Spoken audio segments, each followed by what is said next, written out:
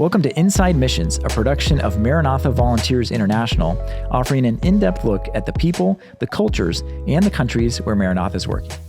I'm Dustin Comm, and today I'm joined by Maranatha volunteer Jason Blanchard. Jason, welcome to Inside Missions. Thanks for having me, Dustin. It's great to be here.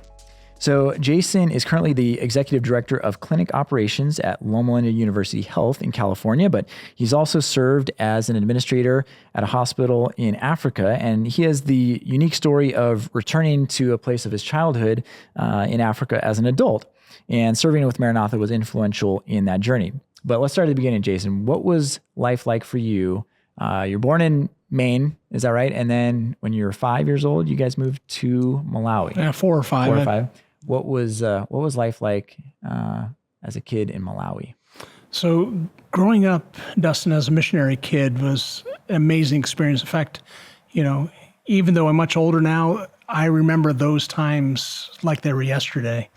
One of the blessings of actually living in Malawi afterwards was that I got to go back and took my kids almost once a month for a while to Matandani, and everything just comes floating back to you. So growing up as a missionary kid, I'm glad I got to share that experience with my own kids who also grew up for 6 years in Malawi too. But, when you go back, you remember the smells, you remember the sounds, the texture. I mean, everything was very rich. But as a child, I don't remember any hardship. I don't remember the difficulties. And I know there was a lot of difficulties, certainly for my parents, as they're, coming from the U.S. and going to a place where they were peculiar people in the village there and in the life there, because we were the only missionary family on the mission. And as a child, my experiences, my remembrances are very keen of spending time in the bush, in the villages, playing with kids that, for the most part, for the first few months, I was not able to talk with verbally, but obviously lots of communication going on, As far as the development of as a child, developing those relationships are very important in my whole life, and that experience has made a difference for me throughout, for good, and sometimes to make other things difficult, because to grow up in an experience where you understand where other people are coming from and the difficulty of life there, when you come back, it's very hard, unfortunately, to complain about the life that we live here in the U.S. because you know what kind of experience other people have, and the nature of life, and the mortality rates and the difficulty that other people have in just getting food on the table. And who am I to be saying, it's difficult because I'm sitting in traffic for 45 minutes to go 20 miles. Right. But the experience overall, I would not change it for a thing. I don't think either of my brothers would have as well. It was just a great time as a kid. I love that experience. What was your first connection to Malamulo Hospital, or your first experience there? And that's not right next to where the mission was, right? No, they're about 4 hours away. Okay. Now, back then it was probably 6 or so, based on the, roads are much better now. My first experience with Malamulo was, I have a couple. My very first one is we went there for some missionary, retreat, get together. But my main remembrance of Malamulo was, as a child, I had to have my adenoids taken out because I was very nasally. I'm nasally now, but I was really nasally as a kid. And that was the best place to go. And so I remember us taking that trip there. I remember walking down the hallway to the right, going down to the end of the hallway, and then to the right again into what was the theater, the operating theater. And I remember laying on the table and two American doctors talking to each other and telling me what was going to happen. And back then it was gas. They used gas. And I remember telling them, I'm not going to breathe. I'm not going to breathe. You can't make me breathe. And they go, okay. And so I was squirming around, and one of them held me down, I remember, and the other one put the gas on my face, and they said, count to 10. I don't remember even starting counting. I held my breath, and then boom, I was out. And that's funny. All I remember is waking up in somebody's home, and that was my first remembrance of it. So having my adenoids taken out, but traumatic experience, but one that I'll always cherish, because 36 years later, that same room that was the operating theater was my office as the CEO of Malamulo Hospital. Oh my goodness. Same room. I remember walking down the hallway, turning right, walking down that hallway, turning right into the office, same spot. Wow. And I'm curious what your journey was to get there. I'd sit there during my prayer time and go, God, there's got to be more. I like the income I'm making, and I think we're making a difference for our business. And at this time, the business was in Czech Republic. And so I have a great team of people. They're doing well. But is there something more? And that kind of kept coming to my mind.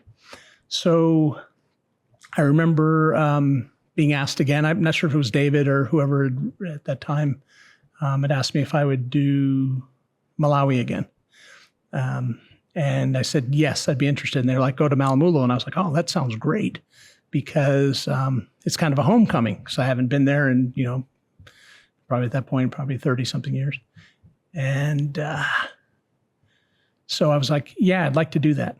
In the meantime, Dr. Lopez was going to the ASI convention, and this was the one they had in Cincinnati. And he had a lot of interviews like this with 3ABN or Hope Channel or others that he had to do in Spanish and in English. And he wanted someone to help him mind his booth. Right next to his booth was Loma Linda's booth. And within that was Adventist Health International, which was the wing of somewhat Loma Linda that managed the Adventist hospitals abroad.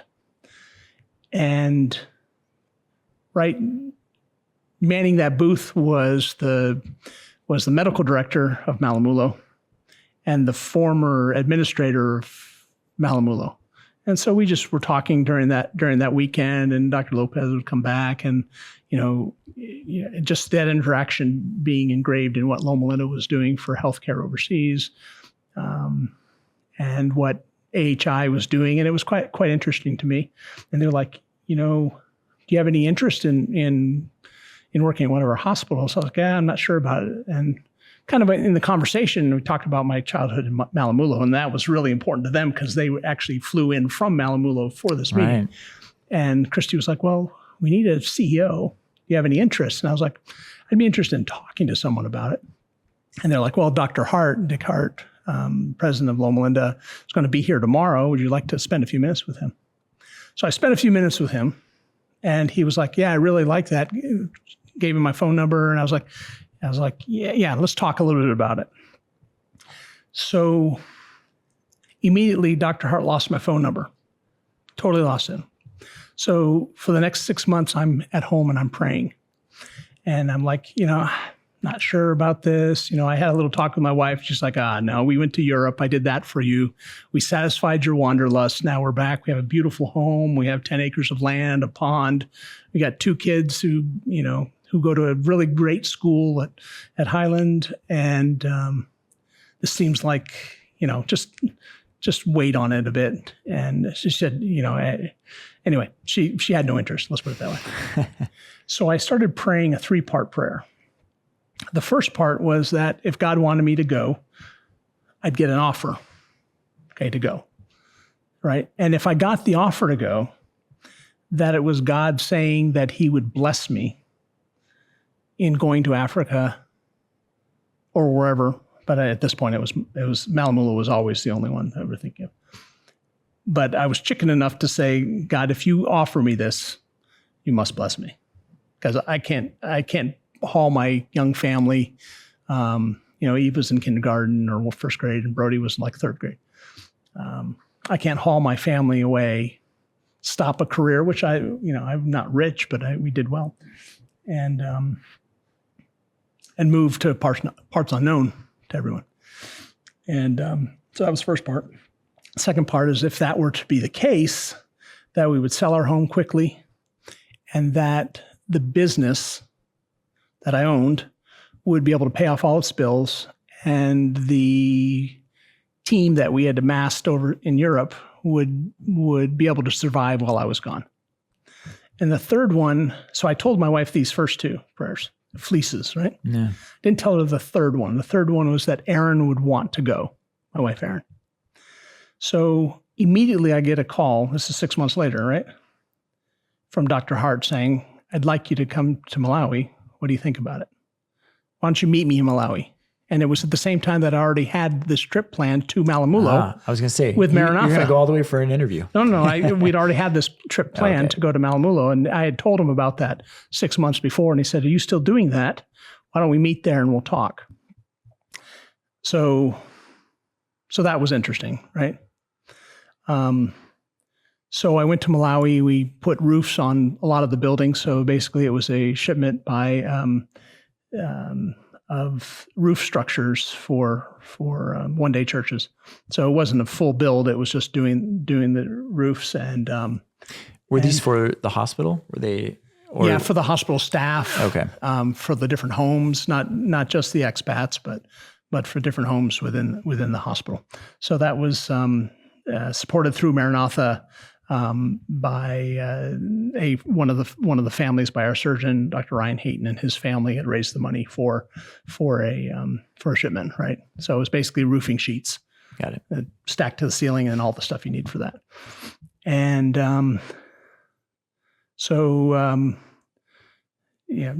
David was there, David Woods, and then Luther Finley was my building director for that one. And so we arrived there. My father came with me, which really meant a lot. So because it was a homecoming for him. That was the first time he had ever been back to Africa. Mm-hmm. And so that was a great experience as a whole, just doing that and kind of, seeing Malamulo again and seeing Malawi again and just kind of, when your plane's landing, your heart's beating, it's been so long since I've been here, and kind of bringing up those memories. You can taste them, right? You can feel them. You can taste the memories of the time that you were there. So that was really exciting. And then Dr. Hart arrived, and I was like, I got to tell my team why I'm here. Well, let me rephrase that. I need to tell my team the second thing that I'm here for, the extra thing that's happening today. So I had to sit the team down and say, listen, would you please give me the afternoon? Because Dr. Hart's here because he wanted to talk to me about the opportunity to move to Malawi and do this job. So we sat in the guest house, and just he and I, and everyone else was out working. That was the part that bothered me the most, was that my team was working and I was, sitting next to the window talking. Had a great conversation. He was like, what do you think? And I said, everything about me says to run and run fast away. Everything human about me says that. But something inside me says that this is why God brought me here. Through Maranatha, through all the things that I've done, this is why I'm here. There's a reason that all these things work together for good, right? And I said, I can't downplay that. Mm. What was your experience like just on being on a Maranatha mission trip? I mean, what was that like? I think I would probably take both of them. Probably the Kariba one was the most exploration for me, because I had never done anything with Maranatha before.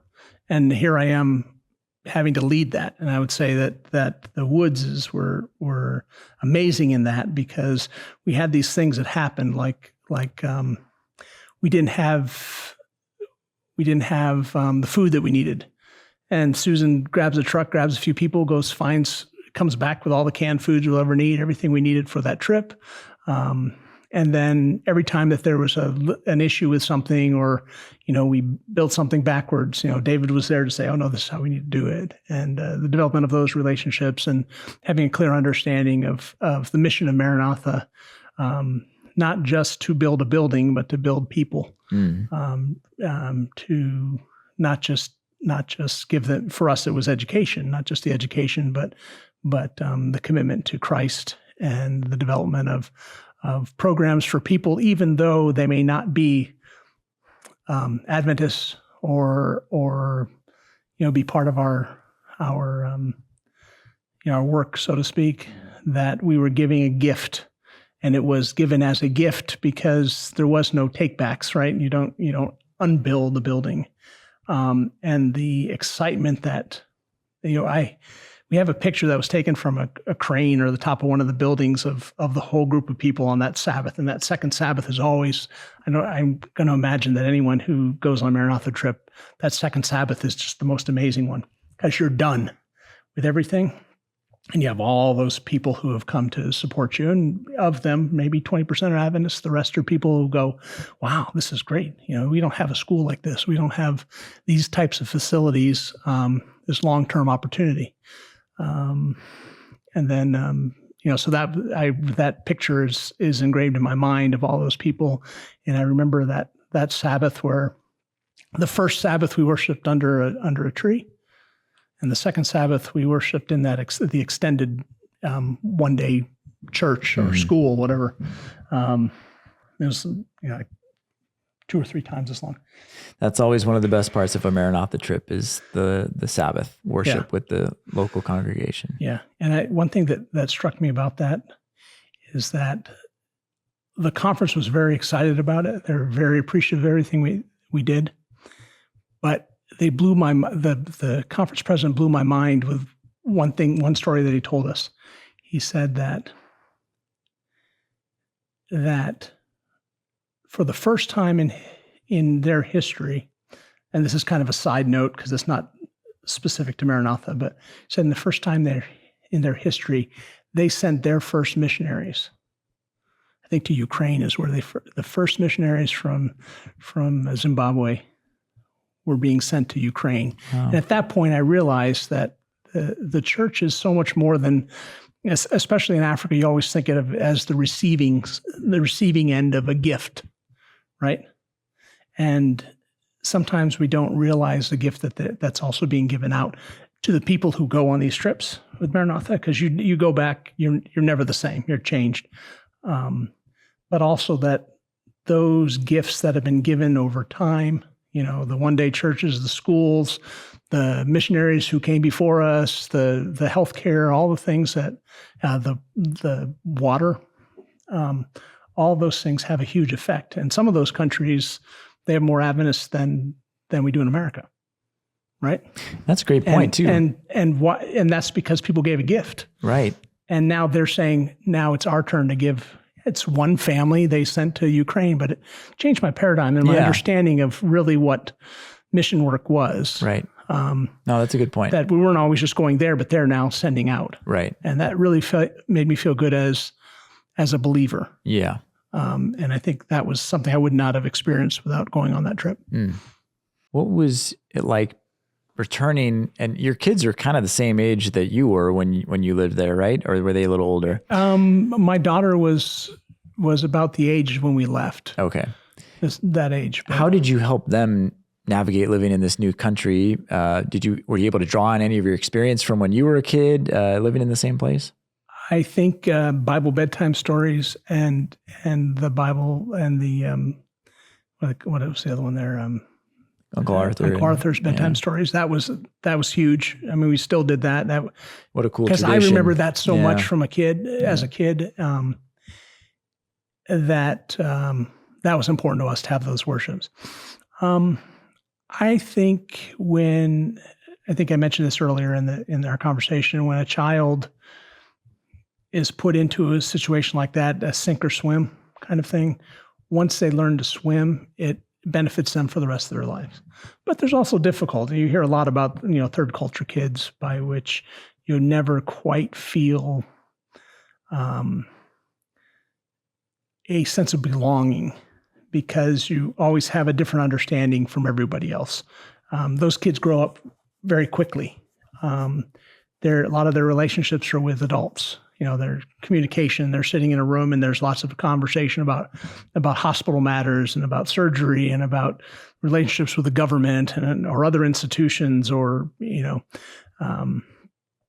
just those things that adults working in a healthcare setting, for us at least, usually talk about at the office and nowhere else, because they're not friends and family too, because that community is so tight and so close-knit that those conversations bleed over into the relationships that you have, or your personal relationships, because quite often it's the same people. You try really hard to assimilate within the community, but sometimes that's hard to do because, again, those communities are so diametrically different to the communities that you came from and your understanding of life. And you try really hard to have, those relationships too, but quite often some of your strongest relationships are for those who have a similar experience. And that's in life. My favorite sports teams are from the city or the region that I'm from, right? You can understand that. And it's kind of the same with other stuff. We're proud to be Americans. We like to spend time with Americans. We also like to spend time in the community, and we also like other Christians, but maybe from a different faith, so those are all very important aspects for our kids, I think, growing up. Now, were you able to help them? Because it sounds like when you came back to the U.S. and you experienced some of those things you were talking about, maybe not feeling like you fit in because you hadn't experienced the same kind of childhood as other people. Were you able to help them when you guys returned to the U.S. after serving in Malawi? Because you had gone through it? Yeah. I lived in Malawi at a totally different time. So when the missionary life back in the day was you would go for several years and then you would come back. And that was like a very, the reintroduction is like going to the moon, right? Going from living in a village to living in, downtown Dallas or, some suburb somewhere, Sacramento for that matter. Those, you just don't, it doesn't compute because your life experience, especially for children so young, is I sound like a psychiatrist or psychologist, and I have no clue what I'm talking about. Well, you've lived it. But that experience for us was a total immersion for several years. For us, it was 3.5, but can you imagine most are 6 years back then. Whereas missions now, and certainly through Adventist Health International, ours was we'd have a month home every year. Okay. So they would cover for us to come back. So I had a month every year. But my family could stay as long as they wanted. So they would usually stay about 3 months. So we didn't quite have the same. Got it. They understood the difference. And I think that helped them appreciate what a blessing living in America is, or this type of where everything is at your fingertips. I think they understood that, but not so much the total immersion in one and then being submersed in the other. It wasn't like that for my kids. So it's quite a bit different, but there were some cues in there. You did understand that the friends from before, they didn't quite have the same, they had almost totally new friends when they went back, just because it was not the same. But and what about your work? You were CEO of the hospital there. What were you most proud of the time you were serving there, of what you were able to do? I think I'm probably most proud of a statement that our member of parliament said. And I'm not sure how to say this and not sound like I'm lifting myself up, because it's not about me. It's about the institution and about the whole team. But she came to me like near the time when I was leaving. And she said, Jason, I want to talk to you about this. And again, this is about the team that we assembled there and about the organization, both expats and indigenous Malawians. And she said, 6 years ago, Malamulo was an island in the middle of a river, which nobody could get to. unless you owned a canoe, okay, unless you had some means. Now it's like that valley by which everybody comes and plants their maize. And I think what she was trying to say was that the organization had turned a corner, and at that point locals were allowed to go to this hospital again, because of some of the amazing ideas that many of our team had with regards to insuring our staff and in making it reasonable for a family to send somebody for surgery, the donations that came in from other places. So, I mean, certainly you could say that we built relationships for philanthropy for the organization and other things. But what meant the most was what locals said. And when the member of parliament pulls you aside to say, hey, I just want you, this is what I see as the change. And that is that now people can come here and it's life sustaining to them. Whereas before they had no chance to make it there. So I think that maybe encapsulates all of it for me. And I'll tell you, I do hang my hat on that. I do, when I have a bad day, I go, you know what? There's, we've done a couple of things. Yeah. Again, I don't want to sound conceited because that's not my point at all. But the point was that we had done a new thing and we had done a great thing. All the providers, all the nurses, the cleaning crew, the guys working in the yards, the guys cleaning laundry, the whole continuum there. Those who were donating in, who were involved, the government officials who gave us approval for things, and yes, maybe the CEO by taking the whole thing and putting it together and bringing strategy and design to it all may have some small part in it, because someone has to basically get everyone marching in the right direction, but such a small part next to the part that so many other people played. Do you think your experience at Malamulo uniquely prepared you or allows you to manage or direct in your current work in Loma Linda, or is the healthcare like completely different, or have you taken anything from that experience in Malawi that has aided you in your current work? Sure. So process and policy are different, but compassion is the same. And when you lead, in my opinion, the responsibility of administration is, again, to give the providers what they need in order to do their job.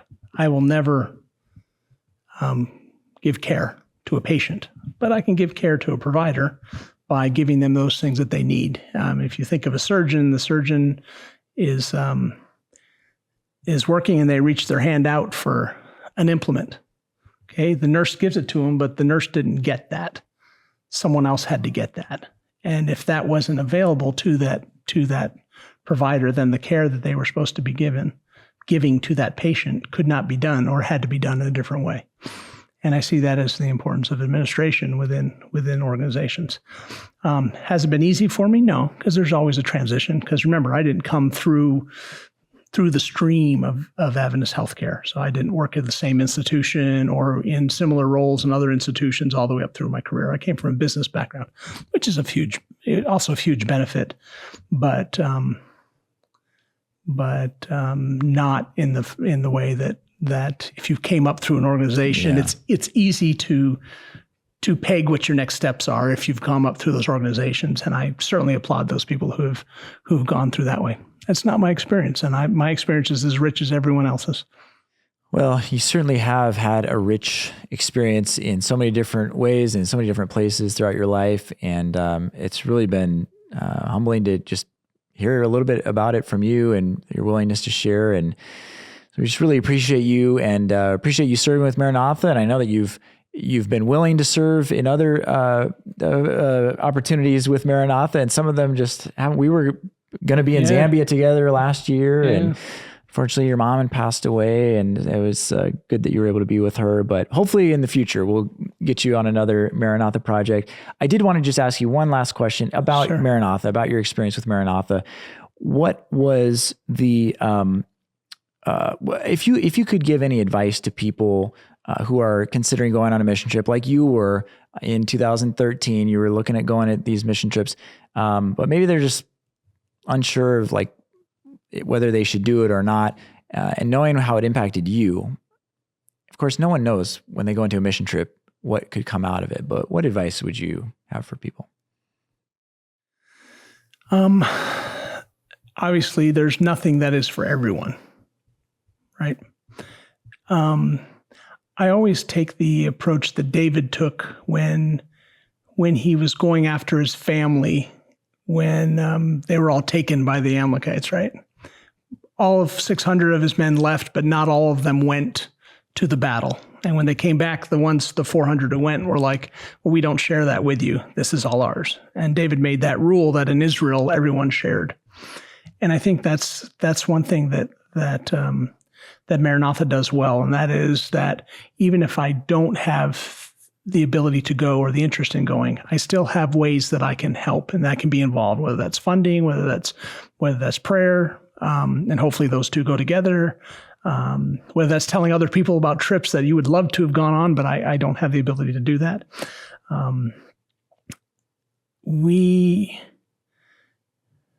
I think we're blessed regardless of how that works. I would tell somebody who had an interest in going to look at all the many different places they could go. You can go to South America, Central America, you can go to Africa, you can go to India, Caribbean. So there's United others there. States. What place do you want to see? And then be blessed by seeing it. And I think that would be what I would tell somebody who's just starting. Start with one. If you want to go to the Caribbean because you want to be on the beach, then God bless you. Here's what you could do. Go there. And when you're done with that, won't exactly be what your trip is like. No, I know. My point is that, absolutely, if you have that interest in serving, but you want to do service light, then you pick a place that may be a little closer to home, that may be a little less expensive or whatever, and you start with that, and you pray about that, and you go on that trip, and you continue to pray about it, and then you look, again at Maranatha and say, okay, well, look, there's something going on in India, and here's what they're doing. That sounds interesting. It's a little more expensive. Maybe I need to save up some money to be able to do it. Or you say, Zambia sounds interesting, or Kenya, or one of the 40, 50 other places that you guys go. Maybe I want to see Machu Picchu, and hey, look, there's a trip involved with the trip. To be able to do that, that's one I really feel bad about missing out on, because I really would have liked to have done that. Yeah. Maybe someday. But you give of yourself, and it gives back throughout that trip. And it doesn't matter where you go. There's going to be some difficulties, and there's going to be some very rich blessings. That's right. That's good advice. Jason, thank you so much for your lifetime of commitment to Adventist missions, whether it's with Maranatha short-term, long-term as a kid, or long-term as an adult, and what you've done and by coming up here and being on Inside Missions. Thank you very much. Yeah, it's great being here. Thank you for having me.